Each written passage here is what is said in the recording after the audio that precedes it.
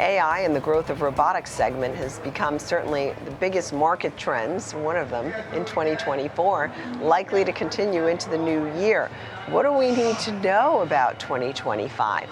Stocks, ETF, what's going on in this space that's in this AI revolution? What inning are we in? Zeno Mercer is with us, Senior Research Analyst at VettaFi.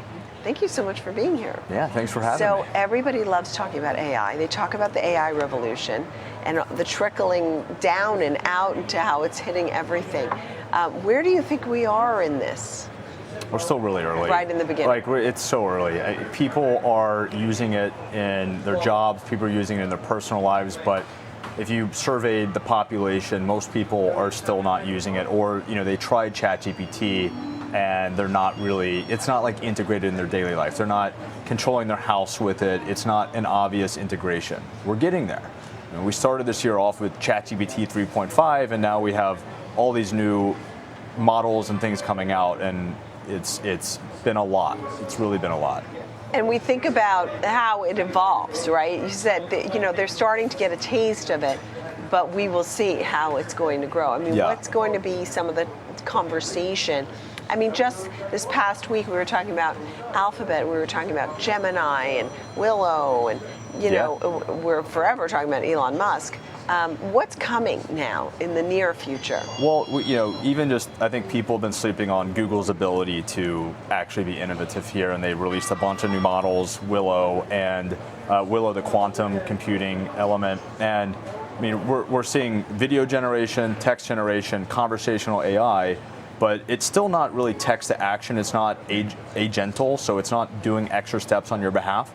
So like booking, appointments, understanding of your calendar, understanding your preferences. Those are things that I think are going to really start to come out in the next year, and companies like Alphabet will be pushing that forward. Yeah, wait till AI really knows what I need, Yeah, exactly. I mean, it will be great.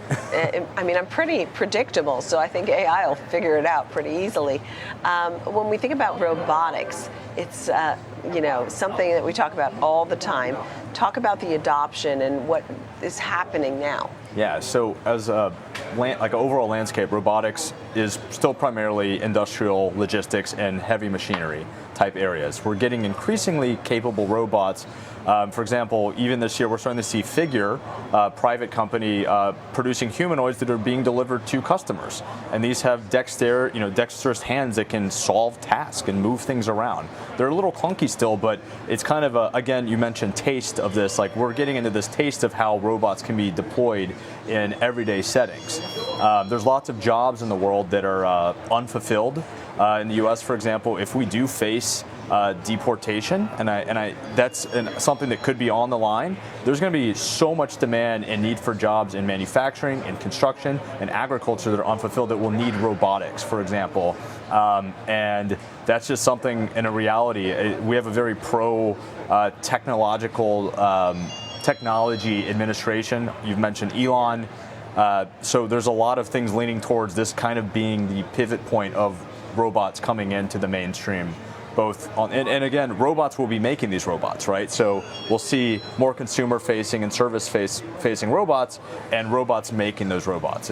And it sounds like consumers are going to be able to do a lot more easily in the future, because right now, as you noted, we're getting the higher level of ChatGPT, but we don't actually have AI helping us on a regular basis. But theoretically, all these companies that are seeing AI helping them. I want to talk about some of these ETFs if people want to have exposure in their portfolio. So let's talk about some of these names here. THNQ AI index standouts, right? Some of those. What's in there, and why is that one a good one?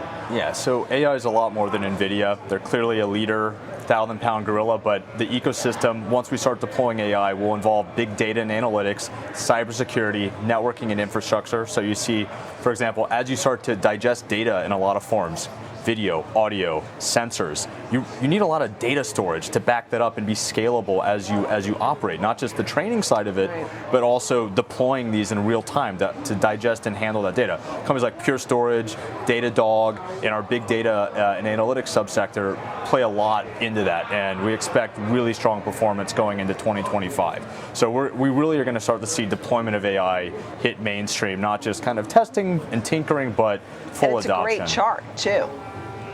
For THNQ. We've had a good year. Yeah. We've had better years, and I think going into the new year, we still have relatively muted valuations, especially when you compare it to Nvidia, right? On a forward sales, forward EV basis or earnings. Now, the other side of that is, of course, robotics. Robotics hasn't had as good as a year, and expectations are muted. But I've kind of already mentioned there that you have this double wave coming into it, so that's exciting as well. And there's CrowdStrike and Arista and Pure Storage, Ambarella, Taiwan Semi, Nvidia will be some of the names. A lot of edge compute. So how AI is deployed and seeing and interacting with the real world, those are companies that we are really feeling confident are going to start to take off as AI starts to penetrate the real world.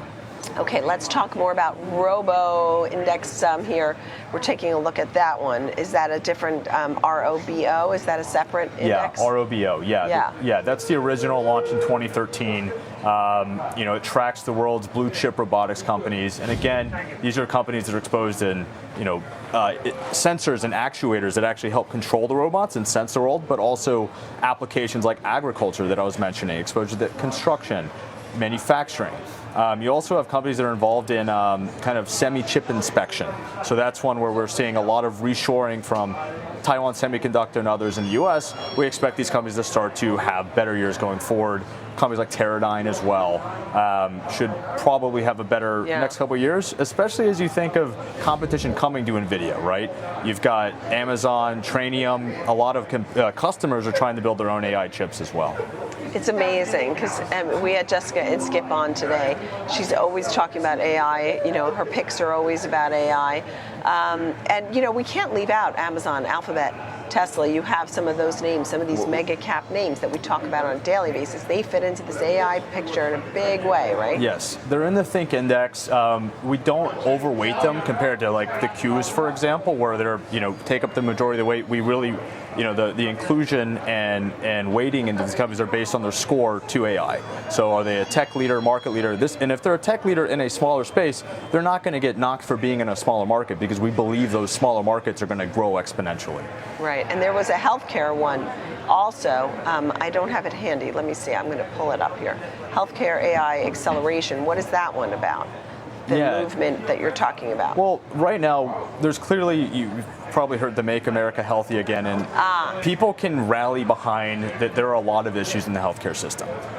And a lot of this is, we've gotten this administrative overload, and people don't trust how it's operating. And so people think of AI as denying claims, but if you stack that AI observability layer on top of it, you can actually track to see how, publicly, transparently, see how claims are these being fair, right? So who watches the watchman?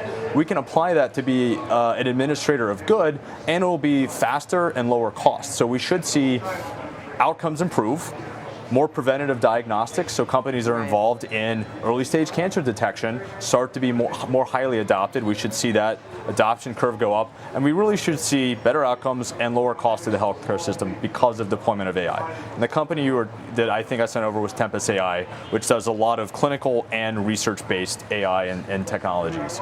And it's a recent Think edition. It's supposed to improve everything, improve outcomes and productivity and all kinds of everything. Zeno Mercer of VettaFi, thank you so much. It's great to see you. Great to see you too. And on the hottest topic of all, I guess it'll be the #1 topic for 2025. I don't know what else might be, but thank you, Zeno. Great to see you.